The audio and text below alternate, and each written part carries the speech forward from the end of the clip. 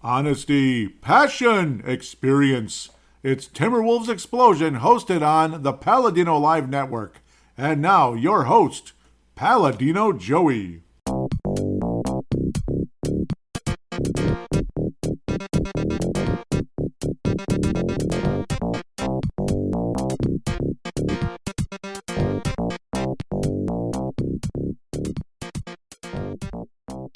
Hello again, Timberwolves fans. Are you ready for the explosion of Timberwolves basketball? I am your host, Paladino Joey, or Joey Awajan. Timberwolves Explosion is available on all of your favorite podcasting apps, and I thank each and every one of you once and always for downloading and listening to this show. It is a great pleasure to be back on board with you once again today, as the Timberwolves this past week played 3 games. Looked pretty lousy in the first one, but won the next 2. 2 out of 3 ain't bad.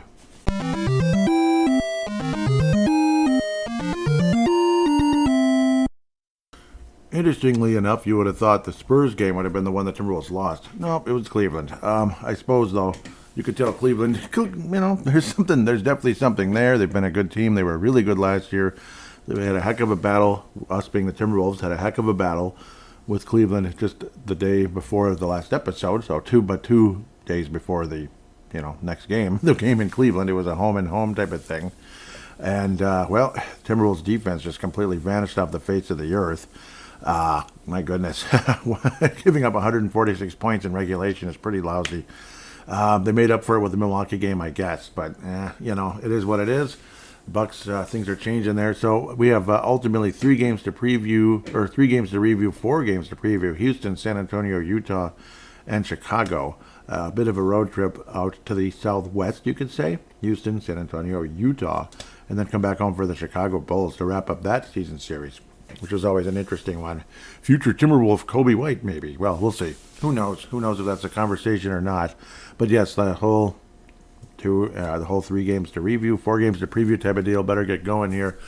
A bit delayed starting the show, which is annoying. Yeah, just stupid. I don't know. We won't go there.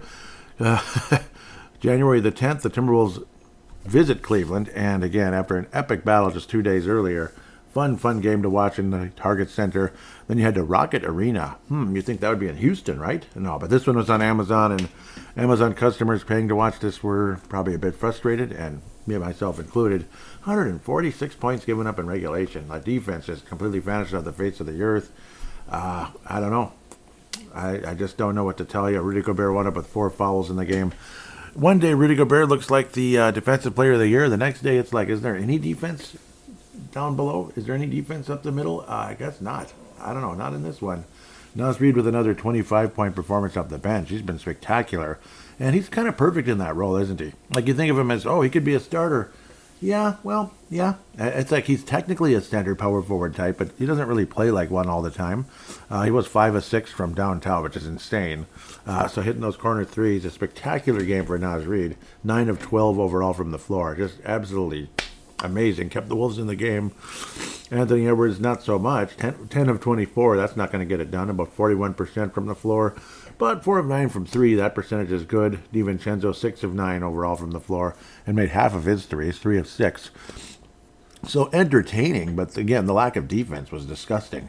Absolutely disgusting. And at the end, you saw Finch empty out the bench. Unfortunately, again, Dillingham completely out of the rotation. 2 minutes, 50 seconds. Beringer, which you'll hear more about with the Rudy Gobert suspension. Beringer getting a debut versus the Bucks and getting tons and tons and tons of minutes, which was awesome.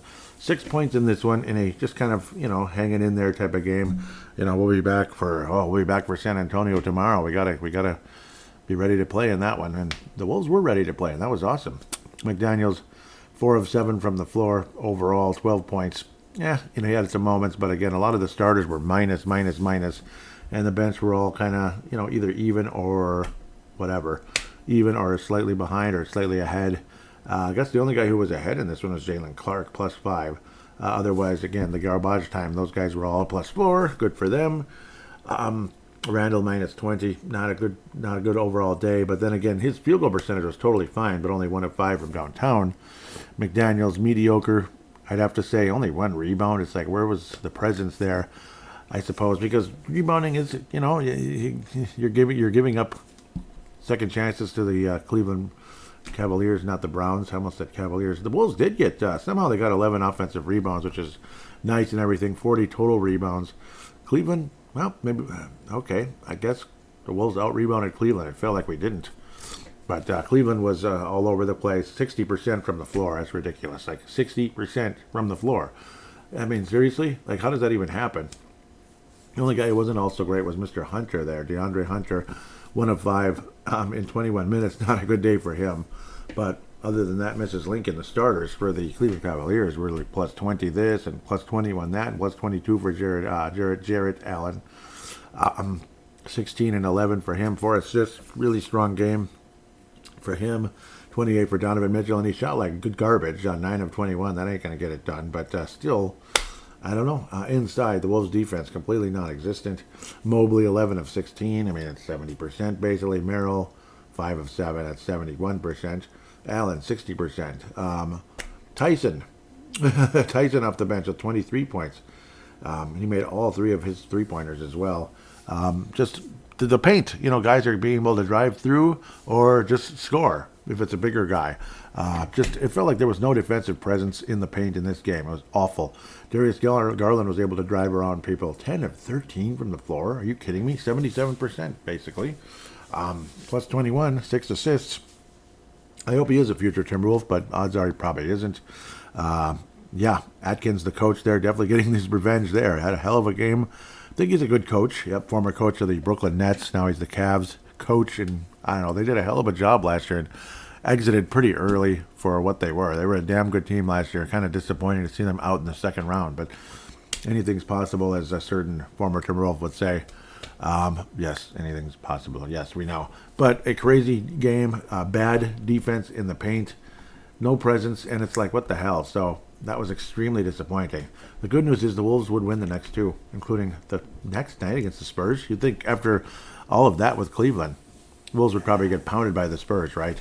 Well, they didn't. They kept the Spurs to only 103 and 104 for the Wolves. The Wolves win by a point thanks to a clutch mid-range shot by Anthony Edwards, driving to the basket, stopping, releasing, and hitting the shot very late. The Spurs, well, not very late, but, with some time left. And then the final defensive stand where the Spurs would jack up a 3 from out there. That would be Fox, and it would hit the back of the rim, and that was all she wrote. Not as close as you may have thought. And Fox was cold from outside, 6 of 19 overall, so unfortunately it just wasn't his day. Same for Castle. Stephen Castle, 2 of 11. Yikes, 18% from the floor. Fox, 31%, 6 of 19. Again, 6 of 19, and he missed all of his threes. So kind of went to the wrong guy, unfortunately, but that's how it goes. Wemby getting trigger happy from downtown again. 9 3-pointers attempted. It's just, it's fine, I guess. It's fine if he's hitting them. But 3 of 9, that's meh, you know what I mean? If Wemby is leading your team in 3-point attempts, which he did in this game, I think that's kind of like playing out of your role a little bit. I don't know. Well, he made all 10 of his free throws.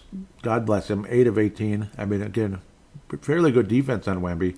And again, being too trigger happy from outside, I think. And some of those he was open and he hit one of them, a big one. One of the threes was a nice clutch, momentum play. It is what it is. That's fine. Go ahead and take those momentum shots. Like you're getting up the court and then you kind of, you're squaring up for a catch and shoot 3 in the arc area. It went in. Good for him. It definitely wasn't a corner shot, and it wasn't the top of the key. It was in the arc area. Hey, it is what it is. I'm starting to sound like a certain former Twins outfielder. Every 10 seconds he had a speech impediment with that. It was just a habit, basically. Okay, just kidding. But, yeah, I don't like Chris Webber syndrome. That's what I call it. It's Chris Webber syndrome, like a big man that has to shoot like 10 threes a game or more. This time, at least he kept it under 10. But, I don't know, damn it, I think you can offer more. But again, momentum shots are what they are, and that's a good one. So, yes, I'm not saying never shoot threes. But if you're the leading guy for 3-point attempts and you're like a star center player, I think you're cheapening your product a little bit. I didn't say that out loud, did I? I think you are. I can't be the only person who's saying that, can I? Regardless, though, thanks, Wemby, for shooting too many threes and missing. Thank you. Thank you for that. We appreciate that part. Again, it's just the product. I mean, I don't know. I'm not this staunch believer in shooting 300 threes in a game. That's all. Wolves did shoot 39 and shot 31% from three. Woo! See? You know what I mean? 39. How many did the Spurs shoot? 38. Well, I made 13. Yay. Lousy. But that's okay. Randall missed all of his. McDaniels missed all of his. But he had one of the most epic blocks of all time late in the game, as the Wolves were, again, trailing by 19 at one point in the second half. Yes, they were. Wolves trailed by 19 at one point in the second half. And then they just kind of gradually hang in there, kind of chip away at the score. We're still there. Anthony Edwards started making shots he was missing, that kind of stuff. He was, mediocre, 10 of 21. Mediocre shooting, and 1 of 5. That's not good. It's not really good. Again, Randall and McDaniel, 0 of 6 combined from downtown. DiVincenzo, Jiminy Christmas, 12 attempts, but I guess that's kind of his role. I guess it is. 7 of 16 overall. I know I'm getting too statistic-key, but DiVincenzo definitely filled everything out. I mean, if you had him in fantasy, holy Toledo, 19 points, 9 rebounds, 7 assists, 3 steals, 1 block. Oh, holy crap.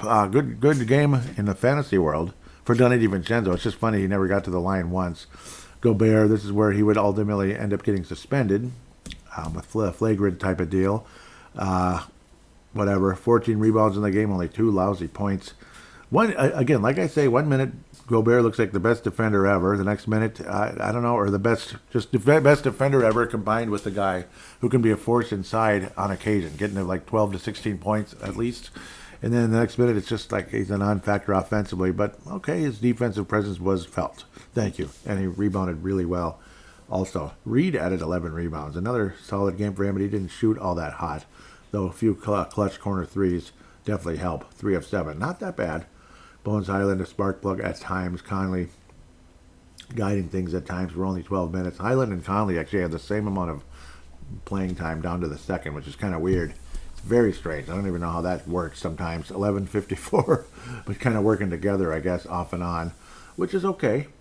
Not a pretty game, but a win. And a big win, a huge win. A team that you're jockeying for the possible number 2 seed in the West. Like the odds of catching the Thunder, pretty slim to none, I'd say. Even though the Thunder are, it's like the secret code is out there. It's like, imagine the Thunder or the Borg in Star Trek: The Next Generation, where it's like, oh crap, you can't beat them. What the heck? You can't even damage them. But then you find some kind of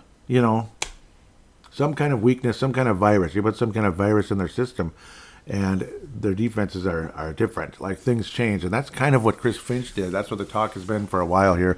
When Finch sounded off to the NBA about, okay, enough of this BS. Like, these guys are getting away with murder every damn time, every damn game with cheap ass, flopping and such, especially a certain star player that plays there. We all know who he is. God bless him. I don't really have any hatred for the guy. I just don't like the style. I don't like that crap, though. I'm not a big fan of that any more than I'm Steph Curry acting like a total dick. He's the guy I don't like at all. Obviously, I've made that clear. Every time he makes a shot, he's just got this arrogance. But at the end of the day, if they're going to play that cheap style, eventually, they're going to have to pay the piper, and eventually it's going to come back on them. And well, maybe it has, because teams like the Spurs, the Wolves have been able to beat them, even if it's in the slimmest margins. They've actually lost a couple of games, but again, the odds of catching them are still slim. Them being the OKC Thunder, but the Spurs very much in, still, despite a very good record, still catchable. And for the Wolves to win this pivotal game was huge, absolutely huge. It was in Target Center, so it was a home game. It's not like we beat them on the road, but still, an absolutely epic victory for the Minnesota Vikings, the Timberwolves, excuse me, because it was a Sunday evening. I'm thinking Vikings for some reason, but an absolutely epic victory, a statement game, and again, McDaniels 3 blocks, and none of them were unimportant, but the last one was just unbelievable, coming up from behind, knocking the ball away as it's about to hit the backboard, and spectacular defense. Obviously, you don't want to hit the ball once it hits the backboard. You'll get flagged, you'll get nailed for goaltending, but that didn't happen. Good perimeter defense, generally speaking. DiVincenzo and Anthony Edwards. Conley at times as well. Highland generally isn't a great defender, but occasionally, I mean, he's an NBA player. His offense is wonderful most of the time. And he's ever capable of missing shots, though, like anybody else. But a spectacular feature presentation type of game here. I mean, you can't call the Bucks game a feature presentation, and giving up 146 to the Cavs is about as feature presentation as it's just not. Some swear word. Sounds like a swear word. Yeah. But, wow, the Wolves end up surviving a spectacular game. Great comeback, and strong finish. Awesome. Anthony Edwards clutch again, and this time the Wolves did not give up a big shot late, like to the LA Lakers or the Nuggets or whoever, or just like a run by the Denver Nuggets after opening up the overtime with a 9-point lead and watching it just evaporate like water in a frying pan. It's just, are you kidding me? So disgusting. Yeah, I hated that so much. Most irritating, nauseating game of all time. I'd have to say it was an all-timer, like way up there, like blowing a 7-point lead with like 40 seconds left against the Rockets years ago. Giving up a 28-point lead to the Warriors and losing by 30. I think it was something like that. Back in the day, I was like, no, yeah, giving up a 20-point lead and losing by 30. That's what happened. It was basically a 50-point turnaround versus the Warriors way back in the Larry Hughes days, way back in the day. And there was a time, similar that same season, the Wolves had a 20-point lead late. The lead evaporated. It was a tie game, but the Wolves survived. It was just like the arena, the temperature dropped about 20 degrees. I was just sitting there like frozen because I was back in my season ticket holder days. Again, Larry Hughes, look at the calendar back in the day. Look at his, look when he was with the Warriors. That's how long ago I was a ticket holder.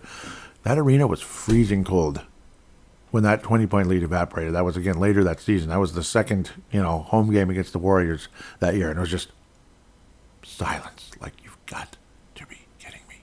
I can't believe what just happened. No, please, God. And the Wolves won. Okay, by 2 points. 20-plus years ago. Yes, I remember. I do. I can see it. I can see it happening. I remember Kevin McHale, the one where the Wolves gave up the 20-point lead and turned into a 28-point loss.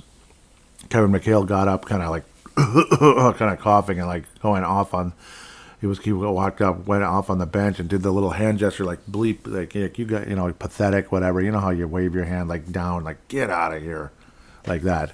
And went into just disappeared. Like he was irate and I was too.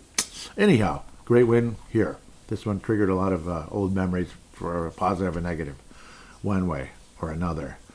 The Bucks game, well, we don't have to trigger any extremely frustrating memories from last year when the Bucks had multiple starters out, including Giannis. Yeah, he's kind of important, Giannis and like the second best player and the third best player basically were all out. I think the third best player was still around. It was just like the Bobby Portises of the world, basically. We were nice players, but they're not star players. They're the guys you might see on an expansion team or something. Or a team that's not winning, but, he's playing his role and he's good. That kind of thing. And they beat us last year. It was really frustrating. And then earlier this year, the Wolves beat them by only 3 points in a similar situation. A 3-point win. It was like, what are you guys doing? Yeah, well, the Wolves won by 33. Yeah.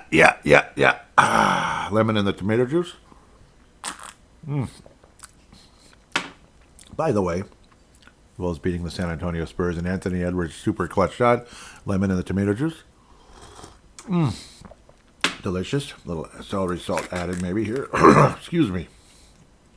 That's the salt getting in my throat. Good job, Joe, right? People probably listening are like, what's up with this crazy guy? Salt's bad for you, right? Yeah, everything's bad for you. Everything but water, but even that can be bad for you, right? Julius Randle with 29. Yay, that was awesome. Bones Highland with 23. Holy cow, he had a fun night. 9 of 16. He only played 21 minutes, but he was scorching from outside. 5 of 7. That is from downtown, so to speak. And who's this guy that played almost 30 minutes? Beringer? Who is that? Is it Josh? Jake? Jay Beringer. I don't know that. Excuse me, Joan Beringer.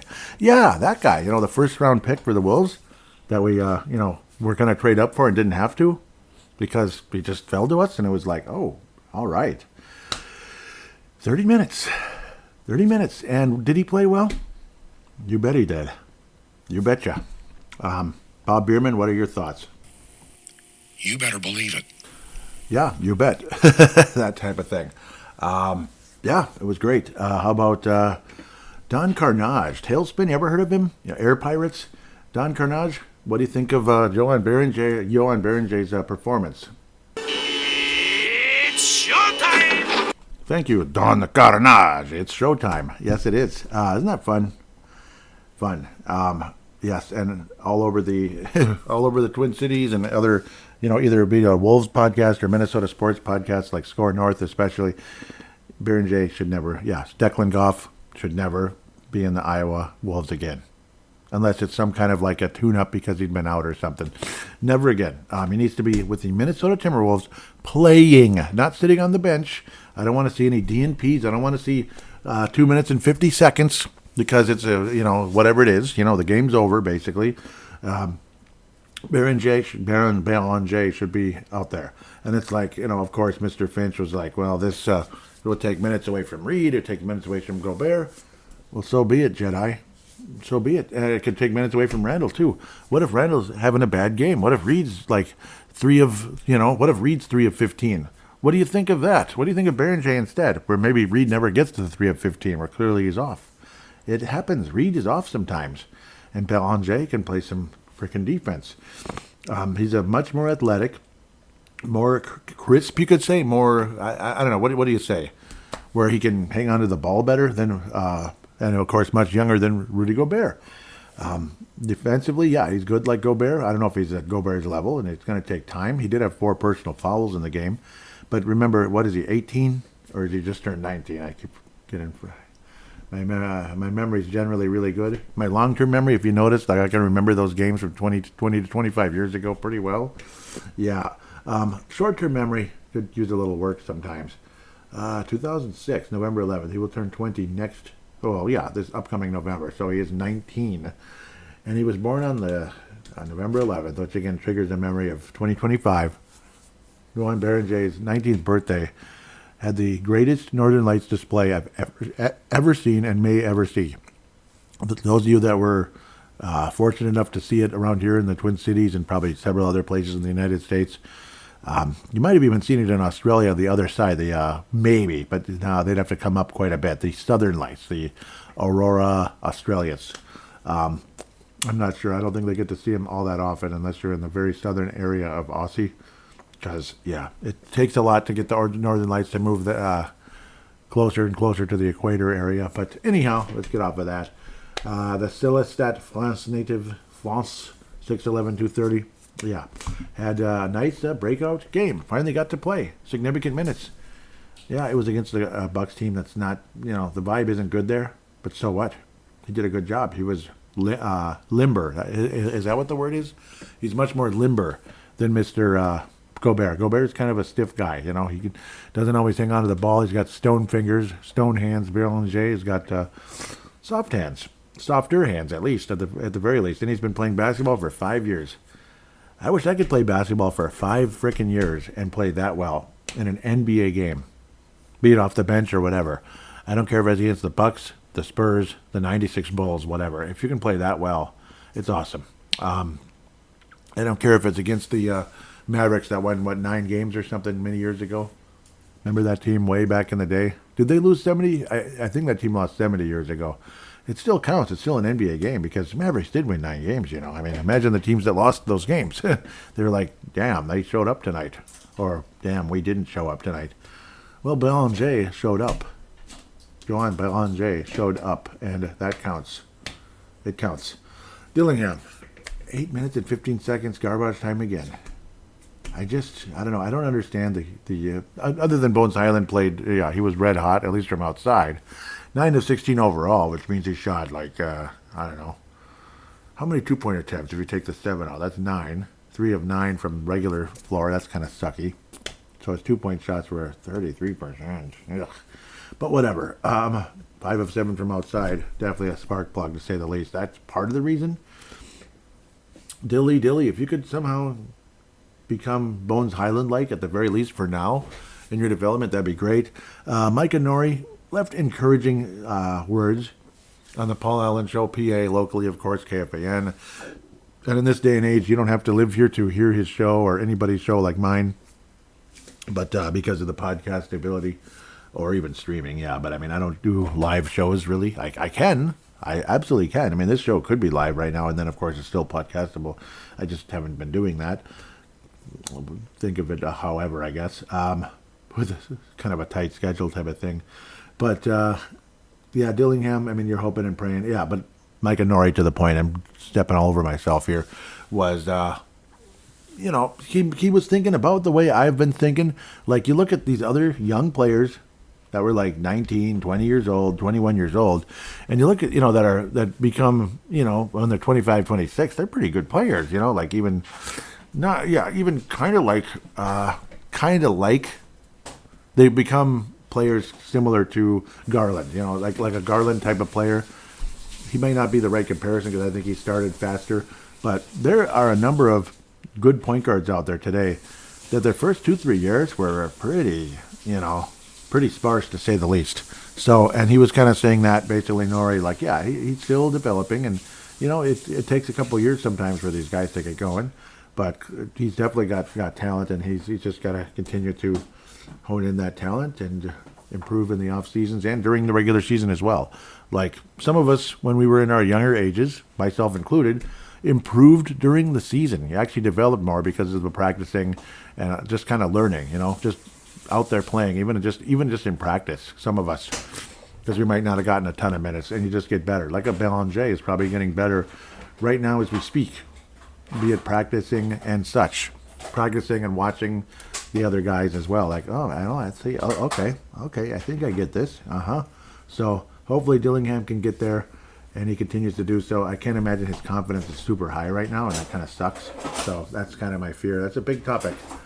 Dillingham and Beringer are very important for the future of the team, be it the actual playing for the Wolves or possible trade chips, unfortunately. In Dillingham's case, Beringer, I truly doubt he will be packaged in a trade unless it's for like the next Shaq or something.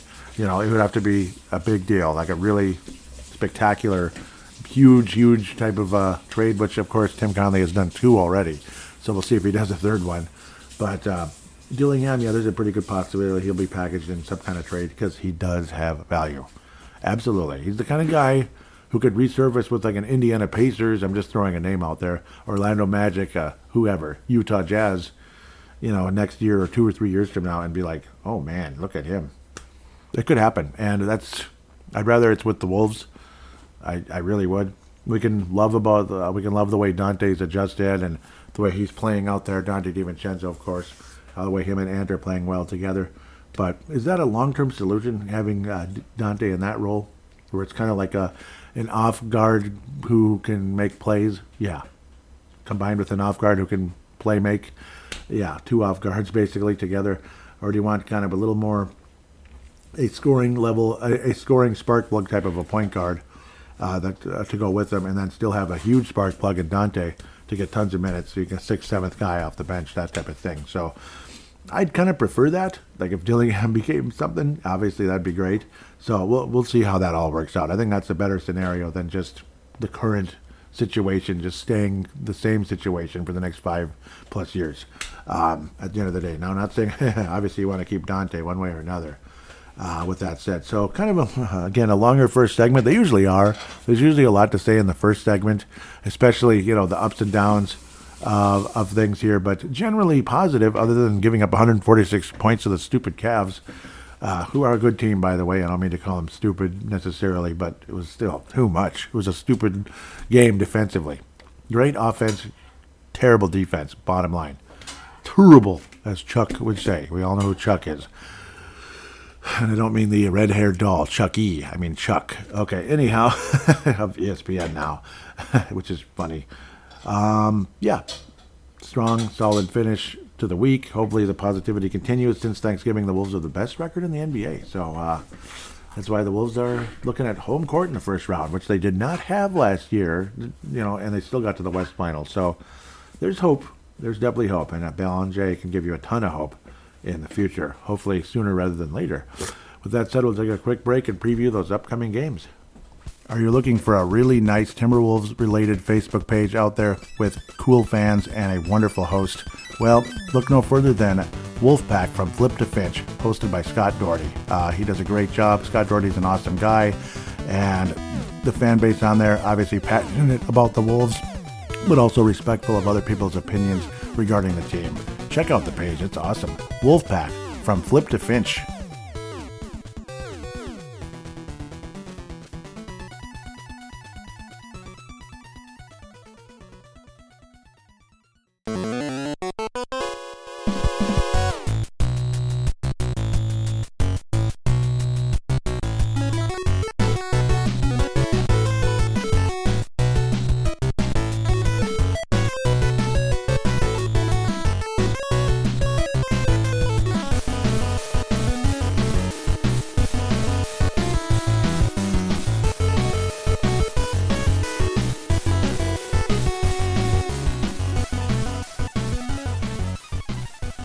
And we are back here on Timberwolves Explosion, segment numero deux.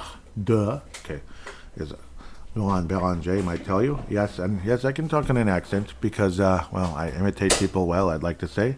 I imitate people well. Yeah, that was a really bad accent. Yeah, it was good at the beginning and it got crappy. Sorry, Aussies. Houston Sprockets, a team that seems like yesterday we were in their spot and they were in and they were in ours, and we flip flopped. We flip flopped the Rockets or the Sprockets or whatever. Spacely Sprockets here in Houston, Texas, I guess. This one is in Toyota Center. God bless Toyota. I think it's probably the most reliable car on the planet. I'm learning that now. I was a big Honda fan, still kind of am, but I think I like Toyota more now. Oh, there's a free plug. Boy, does Toyota need me. Oh, they need me so bad. Injury report. This is what throws everything off. It pops up an extra window. On the Wolves side, yes, Anthony Edwards, by the way, didn't even play versus the Bucks. You notice I didn't talk about him at all, so that's a bummer. Oh, I didn't even give out an award for the last week. So the Lone Wolf Award for last week is Anthony Edwards for being so clutch in that San Antonio game. Otherwise, Beringer for giving us hope as an honorable mention. James Shepard, Johnny Flynn Memorial is I guess it's Dillingham. I don't know. I don't want to give it to him, but no, it's not going to be Dillingham. I don't know. It's kind of tough. Just the general terrible defense. I guess it's Gobert for obviously not being the presence he was recently, kind of like dropping off again and then getting himself suspended. But again, we're also kind of thankful for that suspension because it gave Beringer minutes he may not have gotten. So, to the injury report, Zion Pullen, who we hardly ever see, day-to-day wrist, Jan 16. Anthony Edwards out foot, Jan 12th. I don't think he's playing tonight either, unfortunately. Terrence Shannon Jr., has had foot problems forever, and officially put on the injured reserve on Christmas Day. Injured reserve foot. So both foots for Anthony Edwards. Get your feet in gear, guys. Anyhow, as for the Spacely Sprockets over there, we'll get back to them. I've always called them the Houston Sprockets. Come on. Mr. Spacely is the owner, by the way, just so you know, and he's telling people they're fired all the time. Fred Van Vliet, ACL early, before the season started, just September 22nd. Out, of course. We're going the other way now. Terry Eason, injured reserve ankle, Jan 9. Doran Finney-Smith, rolls right off your tongue, day-to-day with the ankle as of Jan the 12th. Sprockets, okay, the Rockets, 23 and 15. The Wolves are 27 and 14. And again, we have flip-flopped our positions a bit, like 4th, 2nd, 3rd, 6th, whatever the hell we are. So, but basically Houston's down where we were, 6th, 7th-ish, and the Wolves are looking at possible home court advantage in the first round. Wouldn't that be great? This one will be in Toyota Center. What's the season series? They have not played yet. I didn't think they did. Yeah, ESPN. Everything's technically like an ESPN because you can watch it on, your app or whatever. How it's kind of like a NBA TV almost. Or are these actually on ESPN? No, maybe they are. that's nice. Friday, tonight, 8:30 p.m. Central Time, a bit later. Yeah, that's definitely a national. And then we're playing them again much later on March 25th. We'll have a ton of sunlight, and then even more sunlight for April 10th. That'll be in Toyota Center again. That is not on ESPN. Yeah, we had some epic battles with Houston last year, so that's probably why. That'll be again March 25th tonight. But tonight is the 16th of January. Houston has been falling off a bit. They man, my mind is just stopping here, and I apologize. They've lost 4 out of their last 5 is what I'm trying to say. The Wolves have won 4 out of our last 5. Good for us. Go Wolves. And I think this is a very winnable game. Absolutely. Recently, the Rockets lost by 20 to the OKC Thunder. And these upcoming games, Houston, Chicago, Utah. Makes me think of, it's just got 90s all over it, doesn't it? Like the Rockets, the Bulls. Oh, yeah. I mean, that's so 90s, isn't it? And the Utah Jazz, of course, very, very 90s, which is fun. I suppose you could say 80s too, but 90s especially. Wolves, I think, win this game. I think they can. It's not going to be particularly easy, but the Rockets are reeling and the Wolves have been playing well. But if Anthony Edwards is out, maybe it won't be that easy. Never mind. Comparisons, the Wolves are 3rd in points. Rockets are 12th. Field goal percentage, the Wolves are 4th. The Rockets are 8th. Free throws, we both suck. We're like way near the bottom of the league. I don't need to go too deep. 3-point percentage, the Wolves are 4th. Rockets are 10th. Rebounds, the Wolves are 10th. The Rockets are number 1 in the league, which is interesting to say the least. Turnovers, the Wolves are 8th. Wolves are 8th, pardon me. The Rockets are 19th. This is in least turnovers. Block shots, the Wolves are 8th. The Rockets are 6th. Nice. Assist to turnover ratio, the Wolves are 9th. The Rockets are 27th. I would like to believe it's a winnable game for the Wolves tonight. It should be. Again, Anthony Edwards, I don't think he's playing. Yeah, he's out. Yeah, it's right there. It says out right there. Duh. Out. Oh, he's not playing. That's not helpful, of course. Fred VanVleet's been out all year, and that's not helped the Rockets' cause at all. He's fantastic. He's annoying to play against, but he's good. He's kind of like a rich man's Derek Fisher. A rich guy's Derek Fisher. Kind of similar style, just much better, So he can get under your skin and piss you off sometimes. Unless you were cheering for the Toronto Raptors over the Warriors, which some of us were. Wink, wink. Back in 19, of course. Long time ago already. Yeah, I mean, Anthony Edwards is kind of important, unfortunately. Like the way the Wolves played against the Bucks, but Houston's a little better. I think the Wolves can win this game, and the way the Rockets are playing, it's possible. You're going to need big performances from the Bones Highlands, the Naz Reids of the world. You're going to need them to really, really show up. Bones Highlands got to get red hot out there once again, or maybe Rob Dillingham comes out there and surprises us. That'd be great. I'd like to see him get some minutes, especially, again, without Anthony Edwards even playing. I mean, he can't somehow. I just don't know. And obviously, Terrence Shannon Jr. is not available. We don't have NAW anymore. We don't have NAW. This will be a tough one. Tough one. Golden opportunity for the Rockets to kind of get out of their snide. Just I like the way the Wolves have been playing, generally speaking. Houston's offense is mediocre. The Wolves is better. Okay, let's look at the actual Rockets, if I can. I apologize. I know Kevin Durant, obviously, still there. 26 points a game, still all these years later. 35 games, good for him. He's been playing. That's good. Sungun is a pain in the ass, but he's a good player. 22 points, 9 rebounds, 6.5 assists, too. That's really good. He's kind of got that, he's got a little Sabonis in him, Arvidas style, or even the other guy, the young one now. Clint Capello, gosh, man, he doesn't get to play at all. Darn, but he is older and he's had a lot of injuries. Steven Adams, kind of similar, big boy from a place called New Zealand. You ever heard of it? Yep, Tanae and Levi out there. Yes, sir. 2 of the pillars of the show coming out of Kiwi land, as some people might say. I hope that's okay to say and it's not annoying anyone. Jabari Smith Jr. definitely could provide some athleticism. 15 points. Not bad at all. Man, Jeff Green's still playing, but yeah, barely. 14 games in about 5 minutes a game. Kind of in that Udonis Haslem role, pretty much, for the Houston Rockets at this stage. Jeff Green, he's been on about 19 teams, except for us. Josh Okogie's a Rocket, too. No longer on the Suns. Had some not so good moments in that series in where the Wolves swept the Suns. Much to our shock, it was awesome. He's averaging 5 points, 5.5 points in 37 games. So good for him for staying healthy at least. Rotation player, but yeah, 20 minutes or 19 minutes to be more exact. But yeah, I don't know, bummer. Winnable game. I am going back and forth on this one. This is a tough one. It's pivotal. Like, I hope the Wolves can win this one. I really do, because these teams are fairly close in the standings, and you don't want to drop this one. It's just a damn shame Anthony Edwards is out. I would pick the Wolves for sure with him playing. Boy, I got a feeling. I just don't know. Damn it. I don't know. Should I step out in faith and say Wolves? Should I? Dang, I am having a hell of a time with this one. I apologize. I got to be more, ready to go with some of these predictions. But this one's giving me a hard time. Harder time than it should. Oh, and I get to play the Spurs again. The Wolves, maybe Anthony will be back for the Spurs, I hope.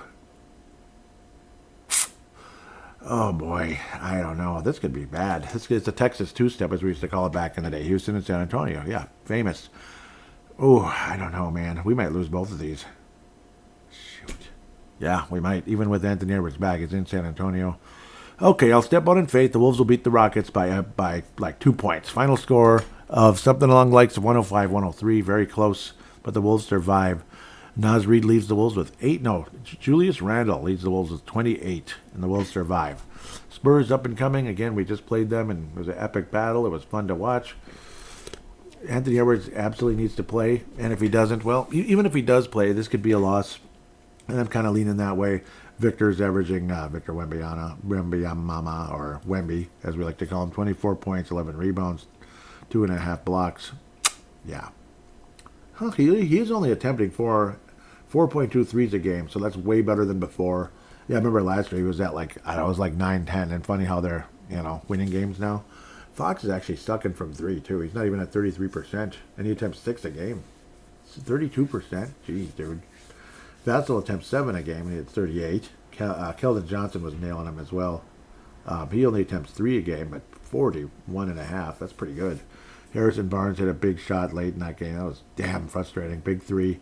But the Wolves still survived and hung in there. But I think the Spurs, well, let's look at their injury report real quick, and, of course, the recent history. I know the Wolves had some back-and-forth battles with these guys, and, yeah, the Wolves actually are winning the season series, which is shocking. But I think the Spurs pull this one out to make it a 2-1. 125-112 way back in, well, not that long ago, end of November. Then this Jan 11 last week was beautiful. Spurs have, well, they're 3-2 in their last 5, including losing to us and OKC. The Thunder finally beat them. This is the season wrap-up, the rubber match type of thing. The Wolves have already won the season series, which is freaking awesome. So we get the tiebreaker even if the Wolves drop this one. Fudge. Injury report. Oh, Devin Vassell's not playing. That's helpful. Well, bad for him, though. I'm sorry. Injured reserve thigh as of New Year's Day. Riley Minix, day-to-day undisclosed. Adam Flagler, day-to-day undisclosed. So who knows? They're both as of Jan 16 here, very recently, like right now. So, yeah. I kind of think the Wolves drop this one. It'll be close. It'll be good. But I think the Spurs come out victorious. Final score somewhere along the likes of it's going to be 108 to like 100. I think the Spurs kind of pull away at the end. It'll be back and forth battle, but the Spurs pull away, unfortunately for us. All right, so let's move on to the other component of the 1990s. Obviously, again, you had the Spurs were the other team, not just the Rockets and Utah and the Bulls. Yeah, the Spurs absolutely were a big part of the 90s, and yes, when you see the Spurs with those third jerseys with the color included, rather than just that black and gray look that they've had for the last eon, or so.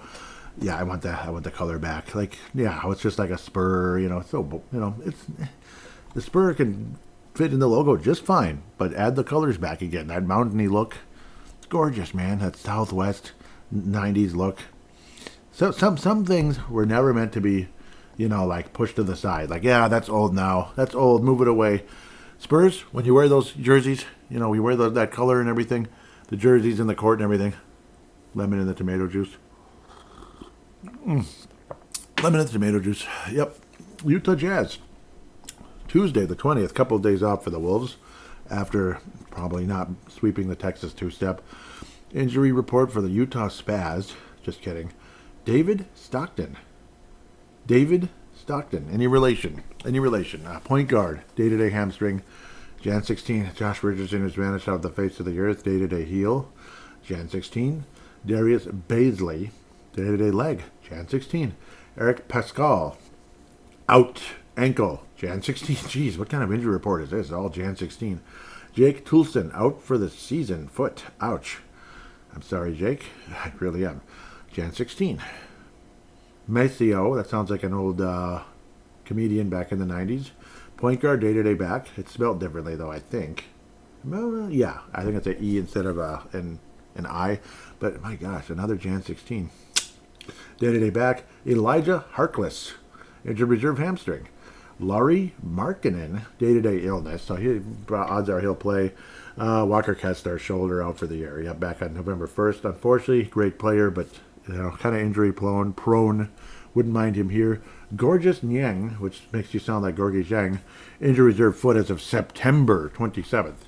So Spaz have a lot of injuries. Okay, I'm just kidding about the Spaz. That's another 90s word.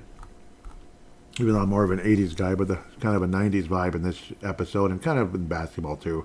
Utah Jazz, 14-27 on the season. This one will be in the Delta Center, where the Utah Mammoth also play. They share the arena, which is cool.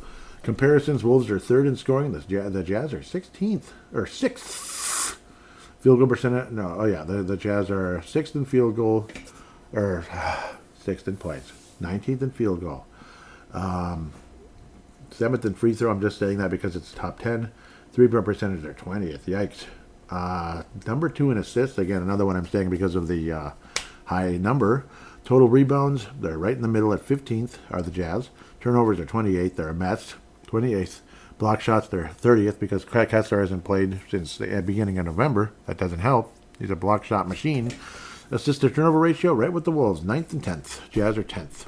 The season series is, the Wolves are winning 2-0, blowing the Jazz to smithereens by 40 points in Target Center back on November 7th. November 10th, the Wolves have a much closer game in Utah, 120-113. This is the wrap-up in Utah, but then the season wrap-up will be June, my ass. Yeah, I don't think we're playing them in June. If we played anybody in June, it'd be an Eastern Conference team. Wink, wink. March 18th, in Target Center, where with some more sunlight. The Jazz have lost a couple in a row and are 2-3 in their last 5, beating Dallas and Cleveland. Nice win there. But getting beat by Dallas, 22 points, like a week later. Oof, that stinks. Losing to the Bulls, just like they did, unfortunately, back in 97 and 98 in the NBA Finals. A couple of great series, even though I'm sure a lot of people thought, not the Jazz again. Well, I mean, gosh, they deserved the right to have to have a shot at it, but the Bulls just were the Bulls, They were the Bulls. Whoa. I forgot about this one. I remember hearing about it at the time. It's not a typo. You think it is. Charlotte Hornets beat the Utah Jazz on Saturday, January 10th, 150-95. 150 to 95. We got to look at that for a second. Even though I'm late and I got to get going here. How does it get that bad? 45-14 in the first quarter, and it's just kept paralleling the wrong way for the Jazz. Lorenzo Ball played 22 and a half minutes, but yeah, he's like people like him are why load management was created. Terrence Mann, 20 points in 12 minutes. Garbage time too. That's the funny part. Colin Sexton. This is, of course, this is the Hornets. Sexton's there? Yeah, I suppose he is. 15 points. Green. Yeah, this is just psycho. Bridges. 150. Psycho. Crazy. Let's get off it now. We get it. They lost by 55 points. That's ridiculous. How does that even happen? Keep going. The Wolves will beat the Jazz in Delta Center. I think the Wolves are going to sweep this club in March, and I hope they do. Don't drop this game. You need this game. Absolutely need it. I would like to believe Anthony Edwards' foot will be healed enough to play, hopefully even against the Spurs, but if not, it is what it is. Wolves win this game. Final score along the likes of Like 120 to 108. The Wolves win by 12. Kind of a funky score. Leading scorer against the Spurs, though. We'll backtrack a tiny bit. Naz Reid with 25. This Jazz game, Anthony Edwards with 30. Anthony Edwards with just around 30. Laurie Markkinen is potentially out. We'll see. Nah, he's going to play. 28 points. He'll probably be healed by then. Walker Kessler only played 5 games before the shoulder injury. Keontae George, 39 games, 24 points. He's actually pretty good. 7 assists a game. Good for him. Yusuf Nurkic, 10 rebounds in 26 minutes a game and 10 and a half points. Nice. And 4 assists. Good numbers, Yusuf, I like it. Kyle Anderson, the former Timberwolf, and Kevin Love. That's right, he is on the Jazz. Kevin Love is on the Jazz. 7 points, 5.5 rebounds. Still pulling down the rebounds. Good for him. And even 2 assists. Kevin Love still playing that solid game, and good for him. Free agent acquisition in the offseason. Kyle Anderson, Lottie. 13 games only, 7.5 points. 3.5 rebounds, basically. And about 3 assists, because remember, he's a really good passer. Hey. So, yeah, Wolves win by 12. Let's go. The team that they unfortunately lost to twice in the NBA Finals. The Jordan's clutch shot in game number 1 in 1997, and Jordan's clutch shot in game 6 in 1998. His final shot, final moments with the Chicago Bulls, where he would resurface to the Washington Wizards 3 years later. He still played well. He was still good, but it's just a bad memory. Like, you want to remember Michael winning championships with the Bulls, or having those great series that unfortunately they didn't quite win against like Detroit and stuff in the late 80s and the beginning of the 90s there, in 1990. Man, but you could just feel the Bulls were coming. Yeah, just a little mentality change, and here come the Bulls. And it happened. It happened. Magic knew it, and everybody else did too. Josh Giddey's leading the club in scoring. Good for him. 19 points a game, 9 assists. Hell of a player. He's just kind of annoys people a little bit. 39 points a game. 39 points a game, my ass. 39% from downtown. See, Kobe White, this is my thing. And this is why the Hopeless Wolves fan probably feels the same way. Obviously, he's one of the loyal listeners. I think he's a loyal listener, but a follower on Twitter at the very least, at TWolvesEX.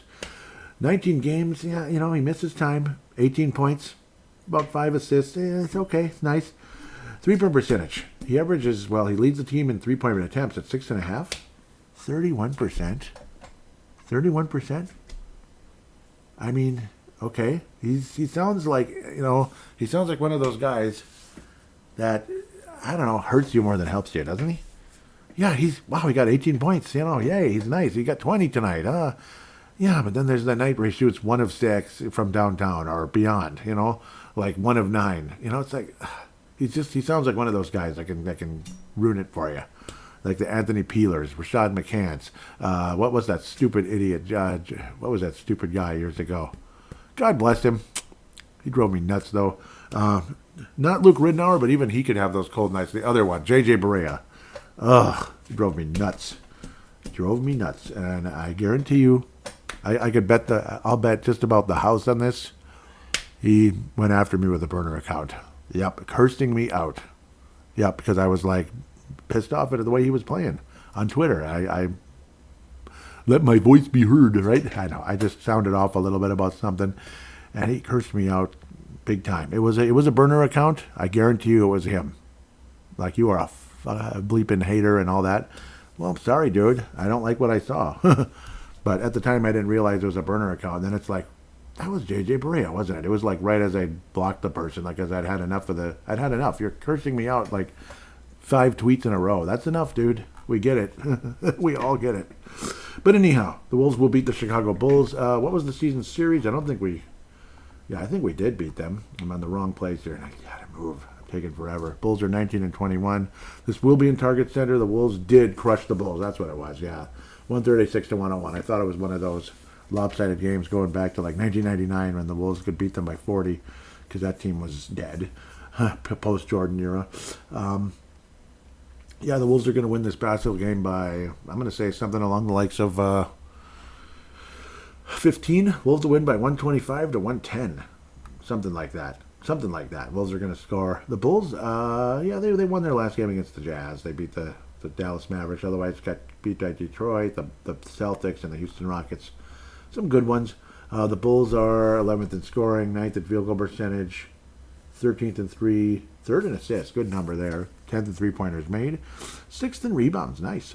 15th in turnovers, 14th in block shots, and 6th in assist-to-turnover ratio. Look at their number. Yeah, Giddey, I already talked about him. The lead rebounder is Vucevic. Yep, I'm a big fan. I'm surprised the Bulls didn't get better when he got there. Huge fan of Vucevic, former Orlando Magic center. 17 points. He's definitely getting older. He's been there a long time now. Been in the league a long time. 9 rebounds. Not a huge shot blocker. That's the one thing I don't like. Trey Jones can be a factor again. 5.5 assists, 12 points. 53% from the floor, but 31% from downtown. That's a problem. Vucevic is 38%. That's the funny part. There's your center again being your best three-point shooter. What the hell? But that's how it goes sometimes. Wolves win by 15 over the Bulls. With that, we'll take a quick break and get to fan interaction, which unfortunately probably is pretty short.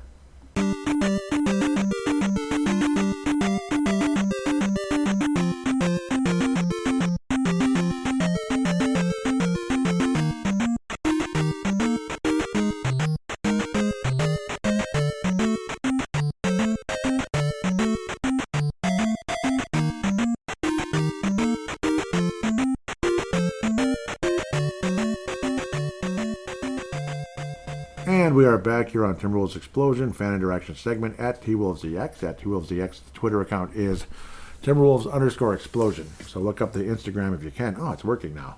Yeah, Twitter X whatever was acting up not that long ago. Because I don't know why. Probably because I called somebody a hypocrite, a certain governor of the state. But anyhow, I shouldn't have said that just now. Yeah, I know. There we go. I'm sorry. My 5 listeners, I now have 4. Tanae Brown, locally. No, that wasn't what was happening either. Just something was down here locally. Tanae Brown says, okay, what game was this thing? Yeah, this is a stupid Cavs game. Yep. Oh, no.